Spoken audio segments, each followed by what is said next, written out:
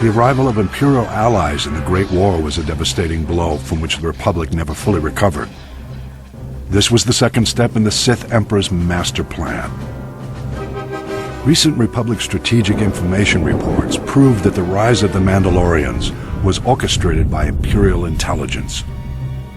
We know extremely little about this shadowy organization, but Imperial intelligence operatives are clearly just as deadly as their Sith superiors.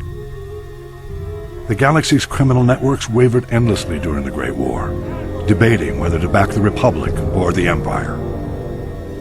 Although the Hutt cartels resented the Sith Emperor for not including them in his pre-war conspiracy, Imperial intelligence somehow blocked the Republic's efforts to win the Hutt's support.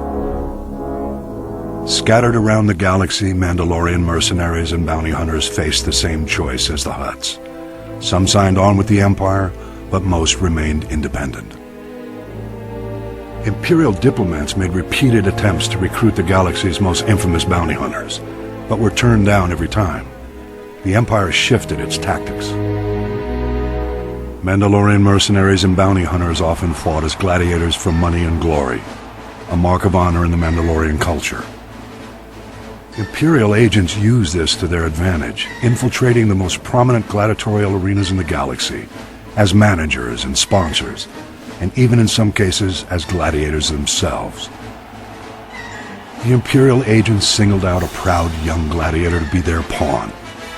This young gladiator had always fared well in the arena, but with his new Imperial allies, his rise was accelerated to unprecedented levels. Rigging arena fights is not unheard of, but Imperial agents brazenly sabotaged the entire system by drugging their champion's competition. None could stand against him. The whispers of Imperial agents became cheers in the arena. Mandalore, Mandalore. The ancient title of Ultimate Warrior King was thrust upon the young gladiator. His infamy grew, and when he called, the Mandalorians rallied to their new master. The new Mandalore secretly served masters of his own, however.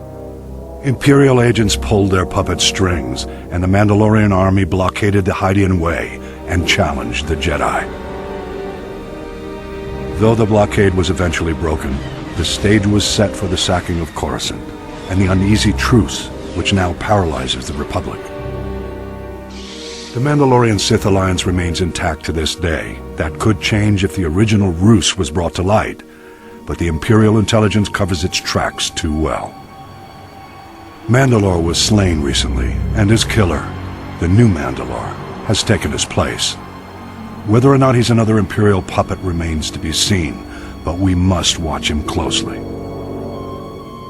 Imperial agent success in bringing the Mandalorians into the war was the counterplay to the Republic's first string of victories, the subject of my next report.